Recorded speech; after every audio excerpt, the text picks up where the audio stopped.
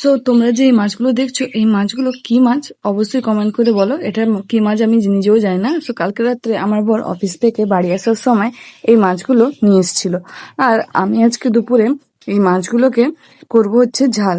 এই মাছের শুনেছি ঝাল হয়, বাট এটা কি মাছ এর নামটাই আমি জানি না। সো তোমরা যারা এই মাছের নাম জেনে থাকো তারা অবশ্যই কমেন্ট করে বলো এটি কি মাছ।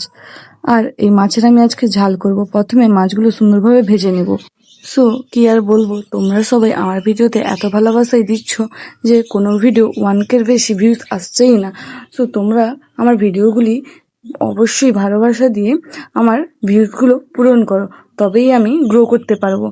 আর এদিকে আমি মাছগুলো সুন্দরভাবে ভেজে নিয়েছি, দেখো পরপর মাছগুলো তুলে নিচ্ছি। আর আমাদের ঘরে যেহেতু আমরা দুজনই মেম্বার খেতে, তাই জন্য আমাদের বেশি কিছু আনাজ বাজার করি না, আর মাছও আনার সময় কম কমই আনি।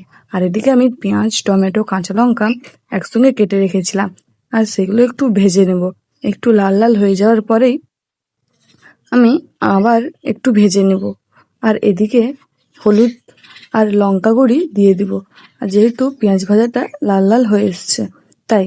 আর তোমরা যারা আমার ভিডিওটি দেখতে পছন্দ করো আর এটা কি মাছ অবশ্যই কমেন্টে জানাও। আর তোমরা এই ভিডিওতে সুন্দর কমেন্ট করলে আমি আগের ভিডিওতে তোমাদের নাম অবশ্যই তুলে ধরবো।